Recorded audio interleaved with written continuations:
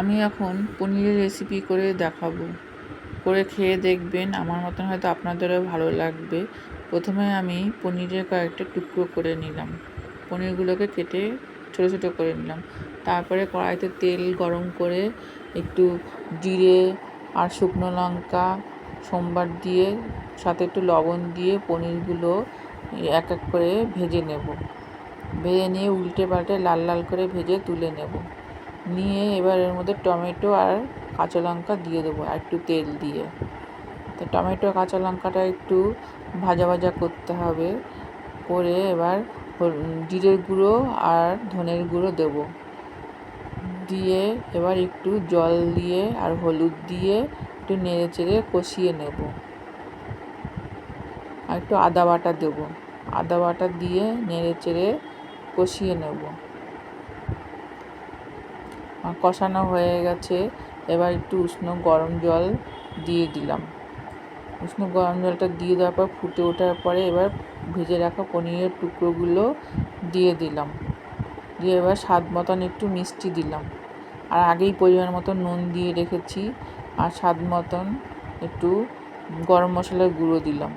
এবার একটু নেড়ে চেড়ে নিয়ে ঝোলটা একটু শুকিয়ে আসলে নামিয়ে নেব। এই হয়ে গেছে, এবার নামিয়ে নিলাম। কেমন হয়েছে জানাবেন আপনারাও করে। এখন আমি লাউর ঘন্ট রেসিপি দেখাবো। ডাল আর বড়ি দিয়ে রান্না করব এটা।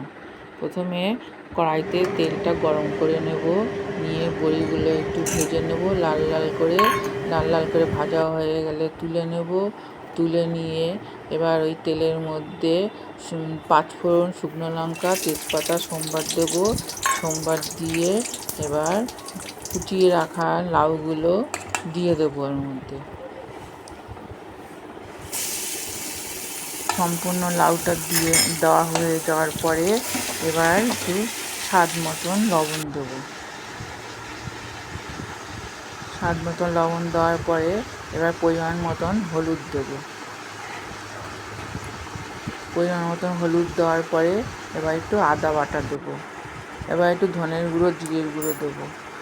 দিয়ে এবার একটু কাঁচা লঙ্কা, যে যতটা পরিমাণ লাগবে ততটা পরিমাণ কাঁচা লঙ্কা দেবো। দিয়ে একটু নেড়ে চেড়ে নিয়ে এবার আমি ঢাকা দিয়ে দেবো। ভালো করে নেড়ে চেড়ে নিয়ে ঢাকা দিয়ে এবার আদা সিদ্ধ হয়ে যাওয়ার পরে আমার আগের থেকে মুগ ডাল ভেজে সিদ্ধ করে রেখে দেওয়া কিছুটা মুগ ডাল আমি এই লাউর মধ্যে দিয়ে দিলাম। আর আগের থেকে তুলে রাখা বড়িগুলো দিয়ে দিলাম। দিয়ে এবার ভালো করে নেড়ে চেড়ে এবার ঢাকা দিয়ে দেবো। ধনেপাতা দিলে আরও ভালো হয়, কিন্তু আমার কাছে এখন ধনেপাতা নেই, অফ সিজন, সেই জন্য দিতে পারলাম না। আবার ঢাকা দেবো, যেহেতু অর্ধেকটা সেদ্ধ হয়েছে। এবার পুরো সেদ্ধ হয়ে গেছে, ঢাকাটা তুলে নিলাম। তুলে নিয়ে এবার নামিয়ে নেব। আমার মতন এরকম রেসিপি যদি আপনাদের ভালো লাগে আপনারা করে খেয়ে দেখতে পারেন। আর স্বাদ মতন একটু মিষ্টি দেবো, মানে আমি চিনি দিলাম। চিনি দিয়ে এবার নামিয়ে নিলাম। আর কেমন হয়েছে জানাবেন বন্ধুরা।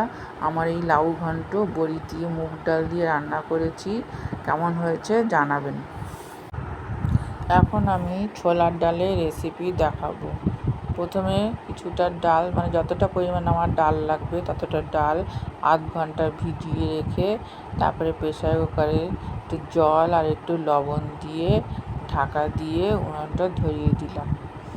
ধরিয়ে দিয়ে এবার কিছুক্ষণ হতে থাকবে। সিদ্ধ হয়ে গেলে ঢাকনাটা সরিয়ে নিলাম। সরিয়ে নিয়ে দেখলাম যে ডালটা সেদ্ধ হয়ে গেছে। এবার আমি এটাকে সোমবার দেবো। প্রথমে একটু কাটা দিয়ে নিলাম। ডাল কাটা দিয়ে একটু কাটা দিয়ে দিতে হবে ভালো করে, নাহলে গলবে না। এবার কড়াইতে তেল গরম করে নিয়ে তার সাথে জিরে আর শুকনো লঙ্কা, তেজপাতা দিয়ে সোমবার দিলাম। দিয়ে তার মধ্যে একটু আদা আর একটু হিং দিয়ে দিলাম। হিংটা দিলে খেতে একটু টেস্টি হয়, বেশ একটু সেন্ট হয়। তারপরে আমি ডালগুলো দিয়ে দিলাম, মানে সেদ্ধ ডালটা দিয়ে দেবো। দিয়ে এবার ফুটতে থাকবে। তার সঙ্গে একটু হলুদ দিয়ে দিলাম। হলুদ দেওয়ার পর একটু সামান্য স্বাদ মতন চিনি দিলাম। চিনি একটু সামান্য একটু গরম মশলা দিলাম। দিয়ে একটু ঘি দিলাম। ঘিটা দিলে আরও একটু টেস্টি হয়। এবার ডালটা ফুটে উঠলো। এবার নামিয়ে নিয়েছি। এই যে আমার ডাল হয়ে গেছে। কার কার এরকম খেতে ভালো। এখন আমি পটল ভাজা রেসিপি দেখাবো। পটলগুলো কয়েকটা কেটে নিয়ে ধুয়ে ভালো করে তারপরে লবণ আর হলুদ দিয়ে মেখে নেব। লবণ হলুদ দিয়ে ভালো করে মেখে নিয়ে তারপরে কড়াই গরম হয়ে গেলে পরে কড়াইতে তেল দিয়ে এক এক করে পটল ছেড়ে দেবো। পটলগুলো ছেড়ে দিয়ে এবং চিট করে দিতে হবে, বুট করে দিলে তেল ছিটে যায়। চিট করে দিয়ে আমি ঢাকা দিয়ে দেবো। ঢাকা দিয়ে দেওয়ার পরে তারপরে যে একটু সেদ্ধ আর ভাজা হয়ে যাবে আবার উল্টে দিয়ে আবার ঢাকা দিয়ে দেবো। তারপরে পুরোটাই সেদ্ধ হয়ে যাবে। যখন পুরো ভাজা সেদ্ধ হয়ে যাবে তারপরে আমি পটলগুলো তুলে নেব। হয়ে গেছে আমার পটল ভাজা। এই পটল ভাজা তুলে নিয়েছি। কেমন হয়েছে। এখন আমি পাট শাকের বড়া রেসিপি দেখাবো। প্রথমে কিছুটা বেসন নিয়ে তার মধ্যে একটু জল একটু নুন দিয়ে ফেটিয়ে নিয়ে পাট পাতাগুলো ডুবিয়ে গরম তেলের মধ্যে এক এক করে ভেজে নেব। এই পাট পাতার বড়া দিয়ে আর ডাল দিয়েই ভাত খাওয়া হয়ে যায়। খুব টেস্টি হয় এই বড়াগুলো। এক এক করে দিয়ে উল্টে পাল্টে নিয়ে একটু ভাজা ভাজা করে লাল লাল করে হয়ে গেলে তুলে নিতে হবে। এই যে হয়ে গেছে, আমি তুলে নিই। এখন আমি ঢ্যাঁড়স পোস্ত রেসিপি দেখাবো। ঢ্যাঁড়স কয়েকটা নিয়ে আমার যে কটা লাগবে ততটা নিয়ে ধুয়ে কেটে, আলুও কয়েকটা নিয়ে কেটে ধুয়ে তারপরে একটু পোস্ত বেটে আমার যতটা পরিমাণ লাগবে ততটা নিলাম।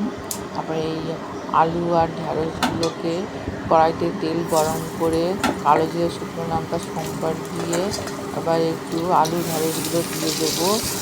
দিয়ে এবার একটু নেড়ে চেড়ে নিয়ে একটু হলুদ দিয়ে নেড়ে চেড়ে নিয়ে কয়েকটা কাঁচা লঙ্কাও দিয়েছি। তারপরে একটু ঢাকা দিয়ে দেবো। ঢাকা দিলে একটু সিদ্ধ হতে থাকবে, একটু ভাজা ভাজাও হতে থাকবে।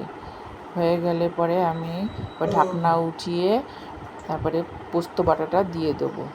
পোস্ত বাটা দিয়ে ভালো করে নেড়ে চেড়ে নিয়ে এবারে একটু উষ্ণ গরম জল দিয়ে দেবো।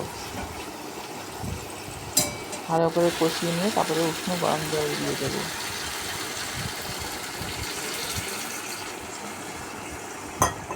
তারপরে আবার একটু ভালো করে নেড়ে চেড়ে নিয়ে একটু স্বাদ মতন চিনি দিয়ে তবে জলটা যখন একটু শুকিয়ে আসবে তারপরে নামিয়ে নেব। কেমন হয়েছে জানাবেন আমার ঢ্যাঁড়স পোস্ত।